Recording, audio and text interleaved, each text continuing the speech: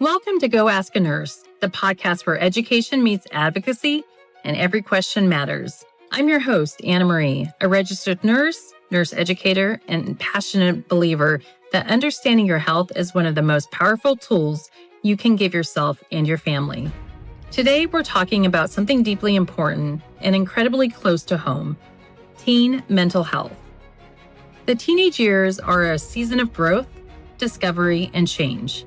But they can also be a time of silent struggles, overwhelming pressure, and big emotions that feel too heavy to carry alone.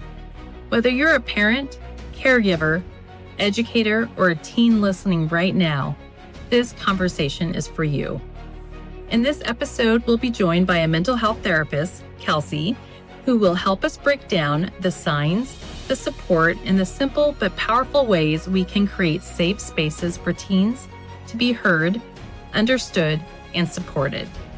Because here at Go Ask a Nurse, we believe that asking questions isn't a weakness. It's the first step toward healing, connection, and hope. Let's begin. Thank you, Kelsey. Thank you so much for being here on Go Ask a Nurse. I am so excited to dive in this conversation. Yes, same here. Thanks for having me.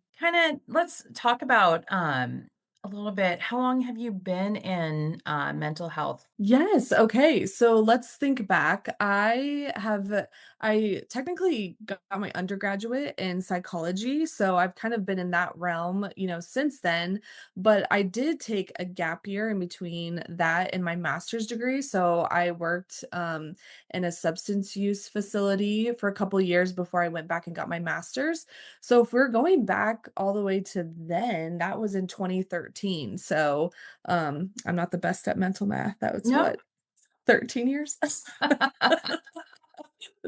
So, yeah, but with, as a licensed provider, that has been since, 2017. So, yeah. Are you specifically, do you help out teens, or do you help out adults as well? Yeah, I see both teens and adults right now.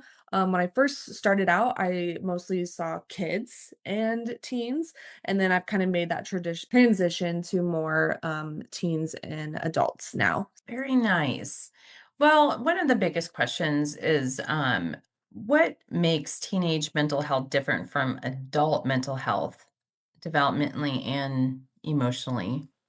Yeah, okay. So that's a great question. I think the biggest thing that sets it apart is just the rapidly developing brain that teens have. So, this kind of gets a little bit scientific, but basically the emotional center of the brain, so like our amygdala, okay, that is maturing a lot faster than our reasoning center, which is our prefrontal cortex.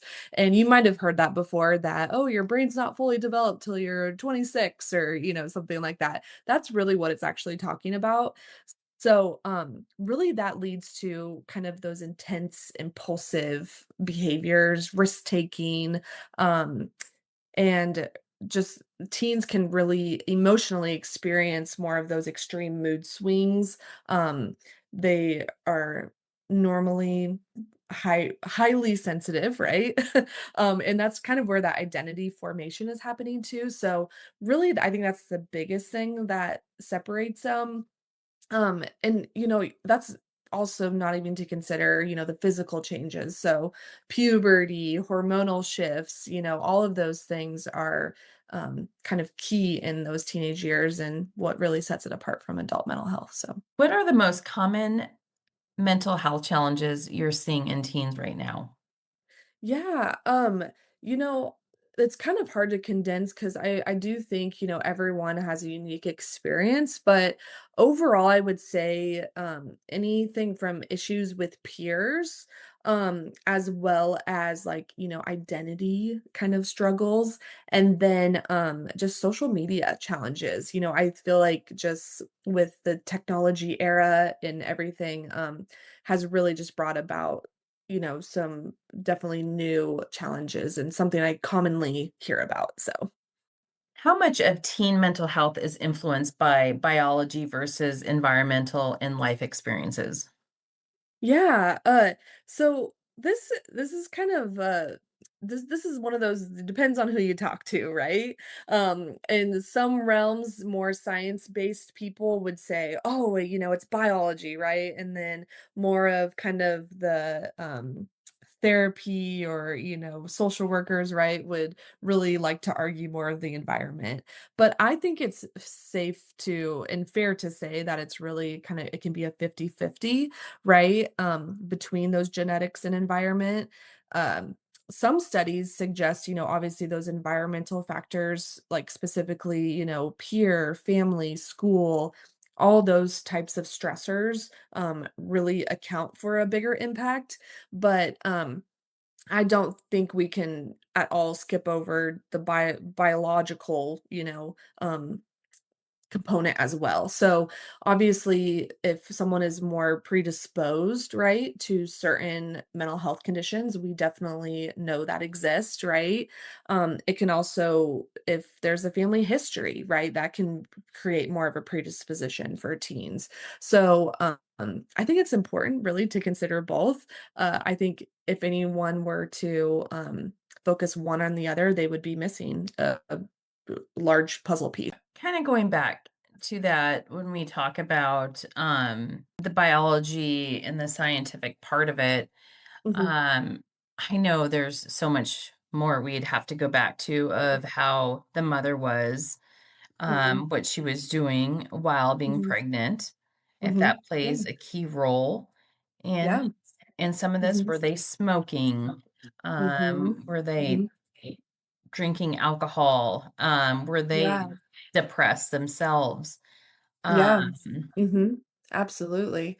I actually, my kind of niche or really my expertise for per se is trauma. So I work with a lot of my clients have trauma, and that is actually a known thing in the trauma world that actually even perinatal, so when they are in the womb, right, they can experience even trauma. So yeah, it's very fascinating stuff.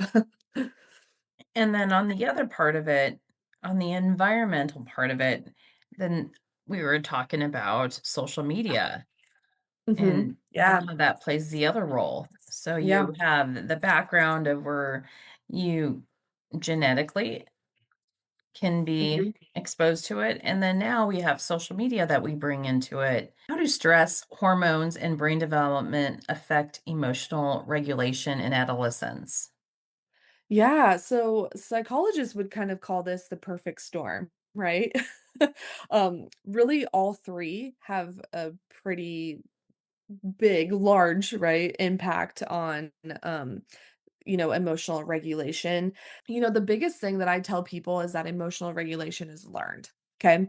So, if one of the best things parents can do is for their teen is number one, learn how to regulate their own emotions. Okay. If they have not yet kind of learned, or at least, are successful at it, right?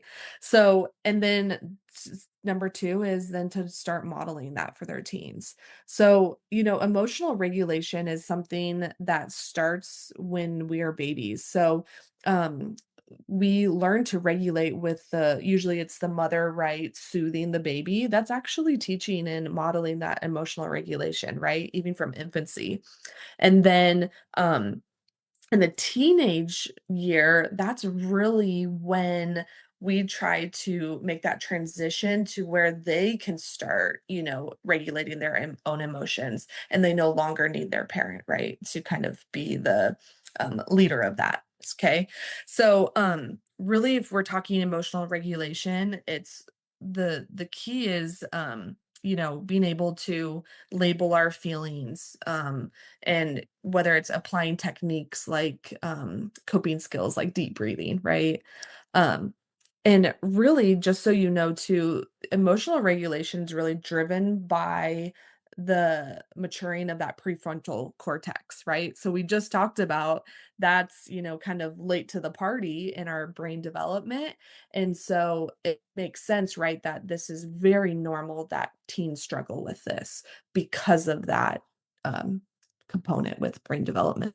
So What are early signs that a teen may be struggling with their mental health? yeah, so, I always say every kid is different, right? So, what, may be an early warning sign for one might be different for another. So, I definitely encourage parents that, hey, your teen's best, okay?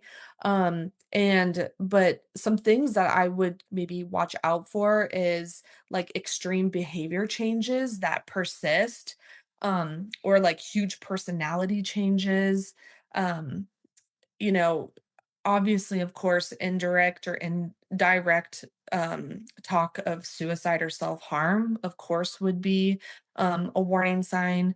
Um, I think another big one that we maybe don't necessarily notice right away is withdrawal. So, are they withdrawing from friends or interests? Like, let's say certain sports that they used to love, right? Um, I think those are the main kind of early warning signs and things to look out for. Would you say, if they are withdrawing, I'm trying to think of like other symptoms to think about if they're Mhm. involved with self-medicating or drugs or Oh, yeah. Mhm. um, what kind of symptoms they would be putting out. Yeah. Yeah, no, that's a great question. I think, um, actually quite similar, right? If you typically when a teen goes to that self-medication medicating, right? Again, you're gonna see withdrawal in activities. And you probably will see um more extreme irritability or mood swings, right? And again, the key is are these persistent, right? Like, of course, we all have our days, right? Especially teens, days here and there. But is this more of just like a ongoing, kind of always present, always there? That persistent is, I think, a really big key to watch out for. Do you have any suggestions on with their moodiness or if they Hmm. are disengaging as a parent? Hmm. Would it even I'm thinking of teachers that may be seeing it more at school because they're Hmm. around them more when they're Yeah. supposed to be awake. Some Hmm. kids, when they come Hmm. home, spend all their times in their room and Yeah. Hmm. you don't Yeah. see it as much. But Mhm. um, You know, it's such a balance. It's a delicate balance. And I sometimes, my answers are never clear, and that's just because, everyone's so different, right? But I think that balance is key. And remember, like, I think of, those old-fashioned balance, that you used to have in science where you would, put something on one end and then, oh, I got to put another thing on this end. That's really what it's like. It's kind of like you gotta have to kind of just test and adjust, right? It's organic. It's always going to be changing, moving. Okay. So because of course we want to foster that independence and autonomy, but also we want to make sure that they know we are there to support and that we care and we love them. um and sometimes the most loving thing we can do is give them some space, right? But still having those check-ins and whatnot.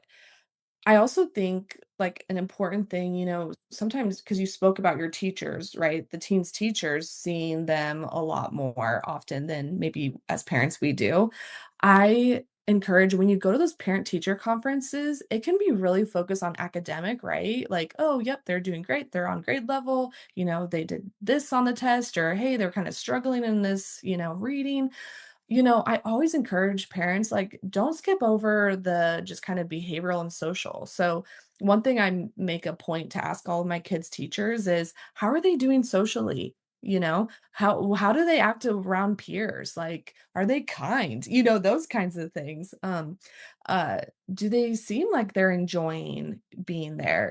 Those things I think that it can open up to what their experience at school is like when you're not around. I often know um, as I've gone in and sub-taught, but taking away their earbuds or their phone, it's kind of like become this um comfort thing for Mhm. them, kind of like a teddy bear or something at a younger age.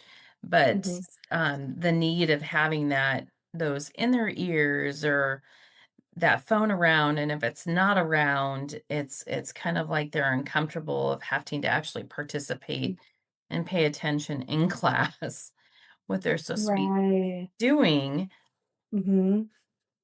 And Yeah. I'm sure it's Yeah. really challenging for the educators to get them to focus when Mhm. Yes. mentally they Yeah. would rather not be there. Yeah, yeah.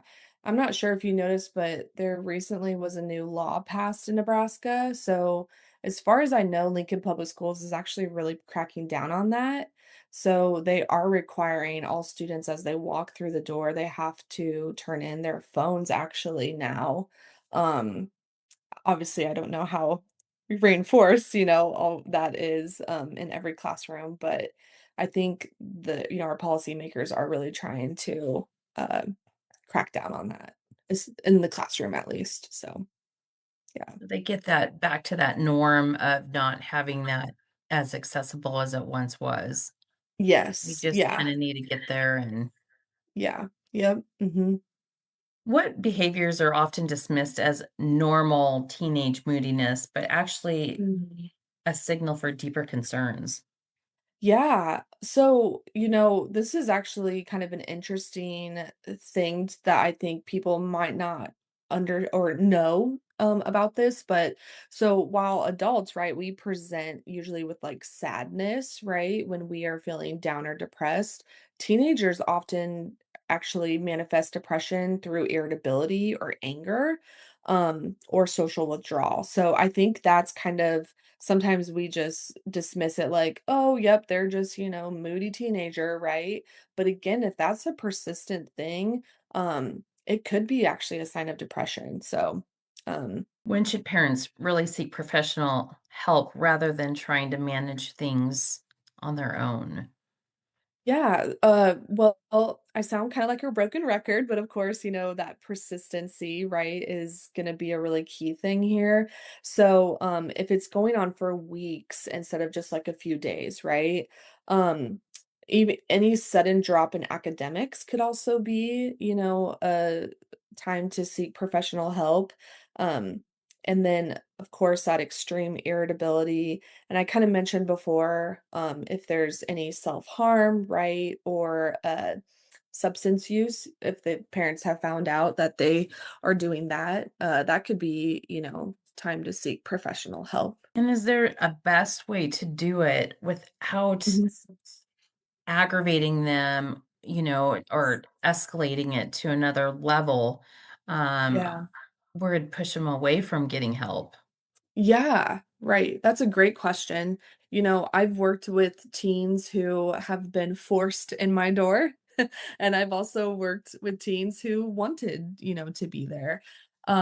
I can tell you right now which, and I'm sure you can guess too, which one has better success in treatment, right? And so buy-in is a really big piece if you want to even have successful therapy.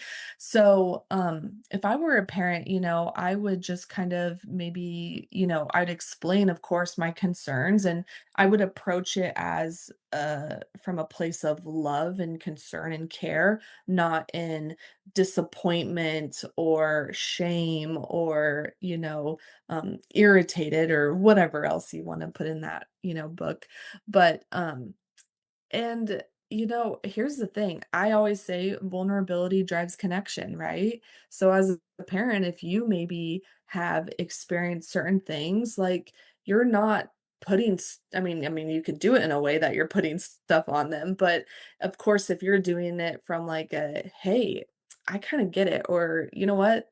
This is kind of my experience or I've been to a therapist before and this is kind of what it was like.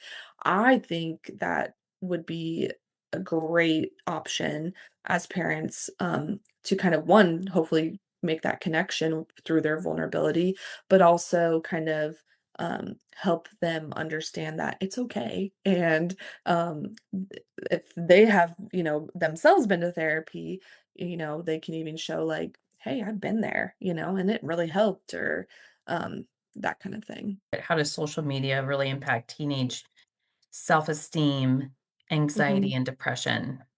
Yeah. Yeah. Um, so I would say there are several factors that can explain why social media impacts teens' mental health so strongly. And I mean, I think there's just a whole wide list of reasons, right? But I think some of the main ones are social comparison. So, of course, especially, with female, just kind of body image and those kinds of things. Um, of course, cyberbullying is a big contributor to, impacting teens' mental health. Um, FOMO, so right, fear of missing out, like, let's say they see their friends, doing things or going on trips, of course, so FOMO is a concern. It can also be, that validation seeking that they get from it, so likes, comments, followers, I mean, Snapchat streaks, right? All of those can, also make an impact. And then, of course, the sleep disruption that it can have. So, whether they're staying up late on their phones or, again, they're like, oh, I don't want to miss a post or, something. So it can disrupt their sleep. Um, and then pressure to perform, I think, is another big piece as well as they're on social media. What advice do you give families about screen time and some online boundaries? Yeah, okay, so there's a quote that I've heard, okay, and I know it sounds dramatic, but I cannot help but agree with this, okay? It says, "Give your kids social media when you're ready for their childhood to end." And I remember the first time I heard that, and of course, my kids are younger. I don't even have teenagers. But, as soon as I heard that, I was like, "Absolutely." I think it's just, it really, again, opens up just a whole new world for your teens, and so I really advice I would give parents is wait as long as you can, honestly. Um, just for so many reasons for their whether it's innocence, whether it's their maturity, right, for their development, their body image. I mean, I could go on and on and on. So um I would really advise parents to wait. I would also advise parents to consider your child, right? If you already are seeing some concerns or you know um behavioral concerns or mental health concerns. Again, ask yourself, is it even worth it, right? Um, so but then let's say, okay, you decide, okay, they're old enough, I feel like they are mature enough, right? I all these things. I would definitely encourage digital literacy. So, of course, teaching your kid how to have a critical eye of like, what things are, maybe true, not true, safe, not safe, right? Um, and then of course monitoring your teen accounts. That's not an invasion of privacy. I don't care who says it is, right? That's just you trying to keep them safe, right? Um, considering privacy settings, all of those things. Um, and then, of course, back to kind of the screen time, I would implement breaks or limits. So, establishing screen free times with your family. I don't know how many times I go out to dinner, right? And well, yeah, okay, I see teens on their phones, but who else do I see on their phones? Their parents, right? So, establishing those screen free times. So, like, we in my family, we call them no phone zones. Okay. I know it just because it kind of rhymes and rolls off the tongue. But, there are times where like, oh, no phone zone. And we call each other out on it. Right. So uh I would I would encourage that. I would also encourage like before bedtime, right? Because we do know it disrupts sleep. So yeah, and again, parents model this, I know it's so easy to be like, "Oh, my kid's always on their phone," or they're always, but maybe take a moment to look in the mirror too, right? Are you constantly on your phone? Is it hard for you to put down? When they come up to you to talk, are you like, "Oh, hold on, I have to finish?" So just really considering also as parents, like how are we modeling these behaviors and healthy attachments with our screens? So 100% agree. I Yeah. mean, when you want to have a meal with your family, that's a big role I really Mhm, like to hold at mhm. at our house, and my kids are Yeah. older, and I have one in college. But Mhm, as long as you're in this household, let mhm. let's put the phones away and just eat. Can we just Yes. talk about our day? And Mhm, that's what we just once did. How are we going to mhm, teach our kids to build those communication skills and mhm, have conversations with other mhm. people if we don't model it at home and have conversations with our own children? Yes, absolutely, absolutely. And and that's a lot of social media use is it's very they call it very passive, right? They're just scrolling, and so um yes, obviously encouraging that direct communication skills within the home, but even online, like can make sure that they're not just doing passive use, but they're also connecting with friends and, um, developing those skills even online. And, back to the whole boundaries of looking at their phone. It's not that we're trying to be nosy, but there's so many people hacking into phones and so many Hmm. predators out there Yeah. that have gotten into these teenage kids' accounts Hmm. and have Yeah. talked them into meeting them. And Hmm. it really is scary, um, Yeah. where our Hmm. world's going, how AI can listen in, Yeah. um, Yeah. the Mhm. clickbait on these Yeah. phones that they really don't know what they're clicking on that gives them Yeah. access. Um, Mhm. I worry for them as they get older, but yet, I do want to know where my teenage daughters are going, where they're going to be, and not to be nosy, but Mhm. it's not them. I know that they're great kids. It's the other people I don't trust Yes, that's fair. that you That's worry about. You love them and you want them to be Mhm. wise about their surroundings, who Yeah. they're with, and Mhm.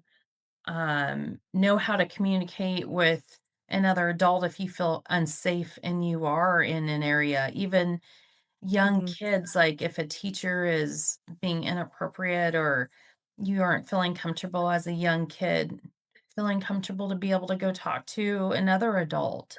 Mhm. Um, Yeah. it's, trying to build them to have a voice and feel comfortable and confident and safe. Yes. Um, Mhm.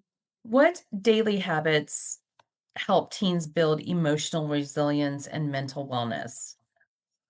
Yes. Okay. So even, as kids and even adults, right?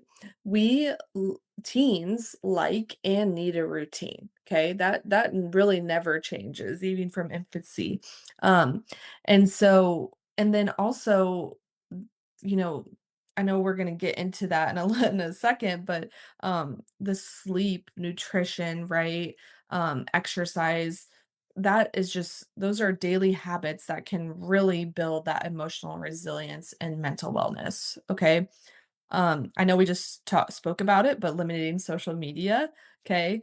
Um, so, I always encourage teens to explore their interests as well. So, being involved in activities, whether it's sports or different clubs at school, um, of course, I caution parents not being too busy. I know that's also a whole other thing we could get into, but because it is important for kids to also have downtime and to rest. But there really is so many studies that point to being involved are just great protective factors for teens. I know I can go into so many different areas of this. Obviously, teaching and instilling some stress management can also be helpful. So, you know, whether it's journaling or deep breathing, of course, would always recommend, being involved in a church, especially like a faith based activities. Again, the studies are just wild when you see that. So I think that just really encourage encourages kids to be involved and develop those healthy relationships. I love that, and I love the journaling because you know what? You can turn your journaling into poetry. That poetry Yeah. can turn into music.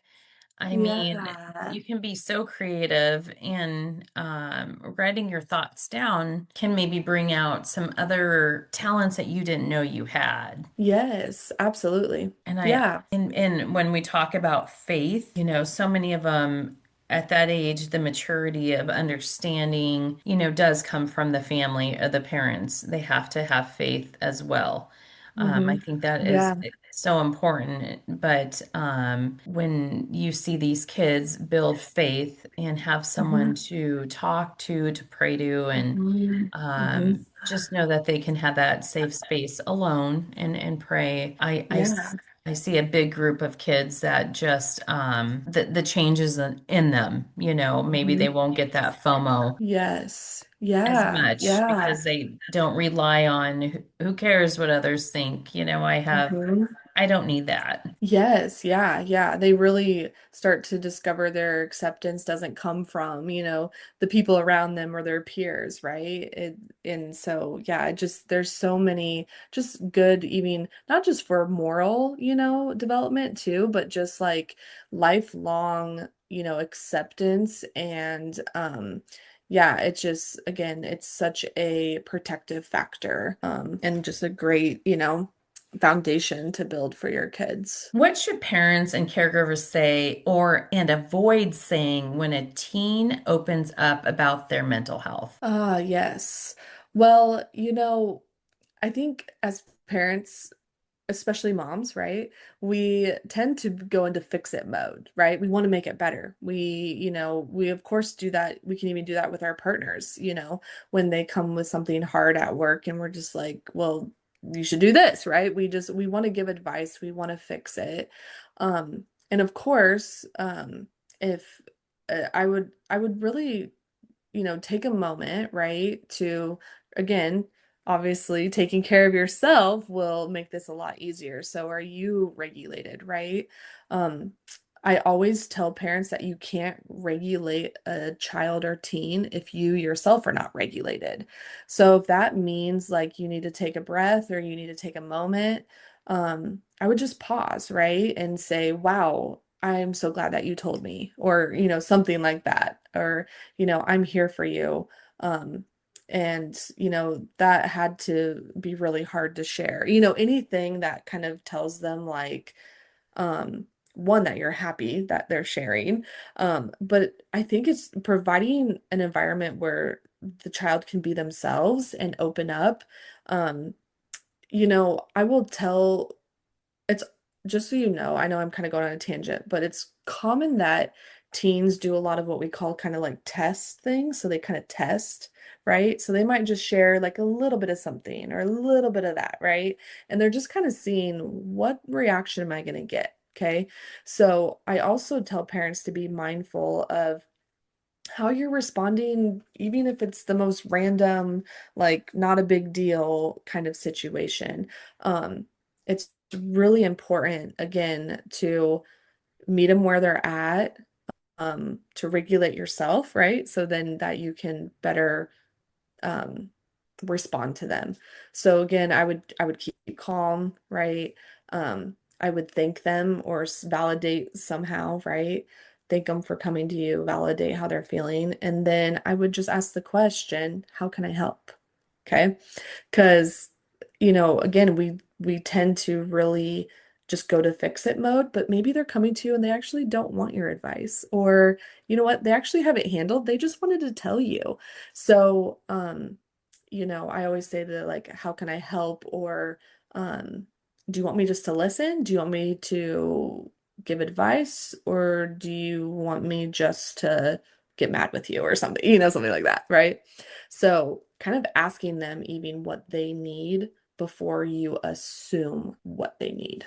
Kids, and then Mhm. when you think about other kids who um, don't know how to identify themselves, don't know Mhm. where they're at, of how to maybe they're struggling with their sexuality and Hmm. talking with their parents. I think it is tough if, especially if you are faith-based, Hmm. and how are your parents Yes. going to respond? Yes. Right. Right.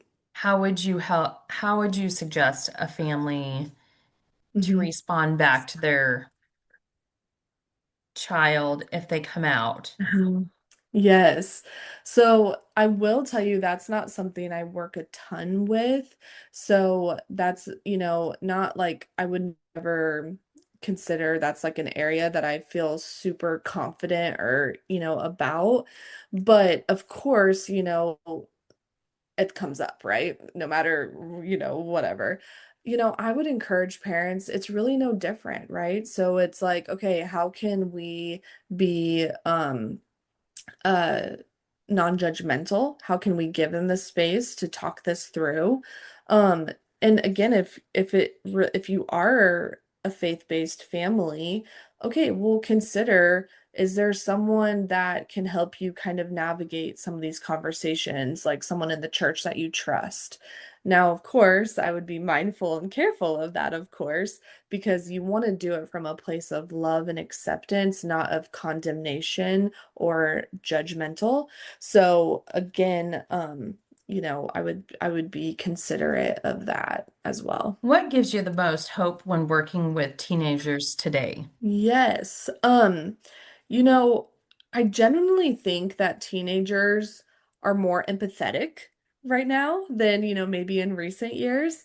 So, I'm also happy that we're talking about mental health and, we're kind of breaking some of the stigma that, used to surround this. And so, I think that is helping people get help quicker. I think it's also, um, just giving better access to care. And so I think that gives me a lot of hope, just for teens. I also see a lot of teens also really starting to understand and realize like, oh yeah, the potential downside of social media. And so, and being smart consumers. So I think that those are some of the things that are kind of giving me the most hope. When dealing with families who are divorced, and Hmm. so some of the adults act like children themselves, and they put the kids in the middle, which Hmm. makes them even more stressed and causes more Hmm. problems. Any Yeah. suggestions on how these parents can co-parent and leave their kids not in the middle? Because hopefully on both ends, they just both want to Hmm. love on their own kids and have their time with them and not fight. This is something I see far too often. Absolutely. I would encourage those parents to, number one, go get help, right? I can only imagine all of the different, just impacts personally that those relationships or dynamics, and then, ultimately the divorce have on them individually, but also as co-parents. So, um, I think some of the healthiest co-parents that I see actually went and got couples therapy. And, sometimes we think couples therapy is for couples who are struggling or not sure if they're going to divorce, but I've actually seen couples and referrals where they're like, hey, we're getting a divorce or we are separated. We just want to learn how to co-parent well. And they actually go to couples therapy together for that.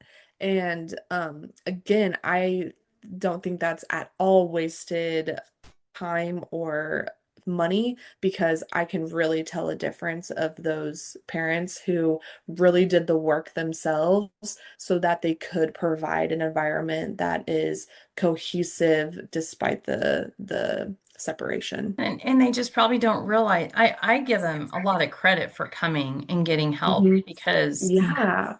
I don't think people know the damage they do to their kids not getting the help and put Yeah. them in the middle, and their Hmm. kid is already going through Yeah. so much Yeah. on their own, just being Right. a teenage kid. Yeah, yeah, that and it really makes those kids have to mature and grow up faster. Um, Parentification is a very real thing. If you have ever heard that word. And it is, I mean, there's many, but it's one of the number one predictors of whether a child teen will go on to then struggle with their mental health. But really, parentification is just that role reversal. So where the child is kind of forced to take on a more adult-like responsibility. So like if parents are sharing like their annoyances or problems with coworkers, or let's say the other parent, or finances is a big one that parents will do. Again, it it can just lead to high anxiety, perfectionism, uh, depression. I mean, just so many things. What would you want teens listening right now to know about asking for help and not going through this alone? Yeah, okay. So, if you're a teen listening right now, I think it's incredibly important to know that asking for help is a sign of strength. It's not weakness, okay? Um, Recognizing when you need support is actually a sign of maturity, and it takes courage. So I definitely would want to encourage teens with that. I know it sounds cliche, but you're not alone. Everyone, even adults, okay, need help sometimes. And if you're feeling overwhelmed, you're anxious or sad, those feelings are real and they deserve to be heard and addressed. And so, yeah, that's what I would say to them. I love it. I love what you're doing. And mental health is, wow, skyrocketed. And so many people are needing it now more than ever. Hmm. And I love what you said. It is not a sign of weakness at all. Putting in the work, doing the work, is so well worth it. Hmm. And I love that you're doing that and you're helping many people out there. Yeah, thank you. I appreciate you having me, and I'm happy to talk about these, really important topics. As we wrap up today's conversation, I want to leave you with this reminder. No teen, no parent, and no family has to navigate mental health alone. Strength doesn't come from having all the answers. It comes from being brave enough to ask the questions, to start the conversations, and to reach for support when things feel heavy. If you're a teen listening right now, you matter. Your feelings matter, and your voice deserves to be heard. If you are a parent or caregiver, your presence, your listening, your patience, and your willingness to learn can make a lifelong difference. Thank you for spending this time with us on Go Ask a Nurse. If this episode helped you, please share it with someone who might need it. And don't forget to subscribe so we can continue learning, advocating, and growing together. Until next time, take care of your heart, take care of each other, and never stop asking questions. Be blessed. The information provided on this podcast is for general informational and educational purposes only. It is not intended to be a substitute for professional medical advice, diagnosis, or treatment. Always seek the advice of your physician or other qualified health provider with any questions you may have regarding a medical condition or health concern. Never disregard professional medical advice or delay in seeking it because of something you heard on this podcast. The views expressed by guests on this podcast are their own and do not necessarily reflect the views of the host or Go Ask a Nurse.